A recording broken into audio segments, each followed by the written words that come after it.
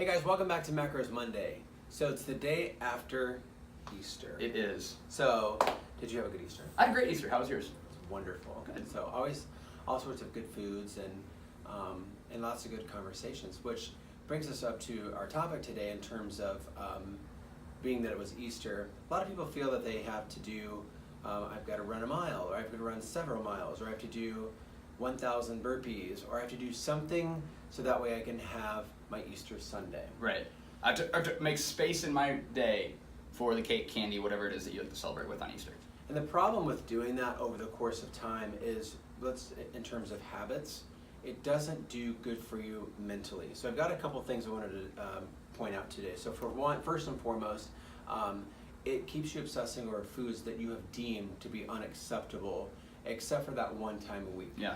Which is not good because then you start craving that food. So you might consider a cheat day that's one time a week.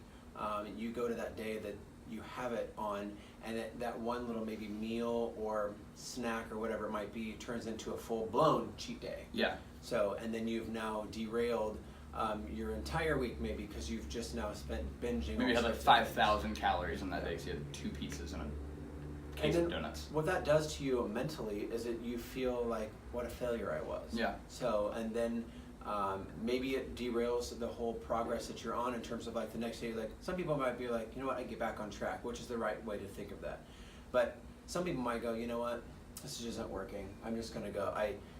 I'll start in a couple weeks, and then you just go backward. The other thing I've seen, guys, from it is it doesn't really teach like sustainable lifetime habits. Because it gives you this feeling of like failure and like what we talked about before, the failure and the I'm good, I'm bad, I'm good, I'm bad, I'm good, I'm bad. What I really like people to get to when we teach them with nutrition coaching is it's not like a cheat meal doesn't mean that you need to even get back on track the next day. Like you should make a conscious decision that right now I want to have that thing and then be completely okay with that. Yeah. It's okay to have something that isn't deemed like perfectly healthy all the time. One thing that we talk about is like a food spectrum.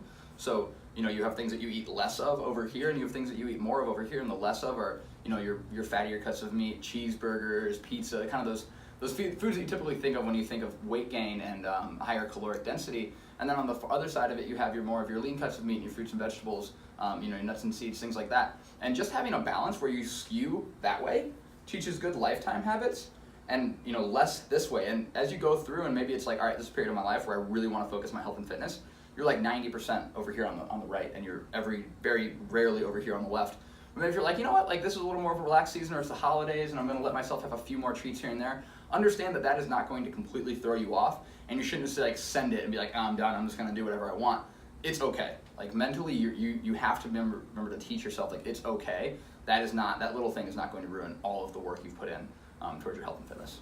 No, and what it'll end up doing is it just leaves you into those feelings of deprivation and restriction in terms of like maybe you're around the food and you might be in conversation with someone, but all of a sudden you know that those are out of the corner of your eye. Like you can feel those cookies calling your name. And when you have that, that's when you are deprived of that. So, and it should be okay that, you know what, like you're gonna have a cookie on a plate and you're gonna snack on that cookie, whatever it might be. Or maybe it's, you've got a handful of M&Ms or whatever it is. But you shouldn't feel deprived, and you shouldn't restrict yourself, because then when you do, it leaves you into these poor eating habits overall. And you want to get to that healthy eating lifestyle, which is what this is all about. Yeah. So, all right, guys. Well, that completes our Macros Monday. Hope you had an awesome weekend, Easter, Passover, whatever it is that you celebrate.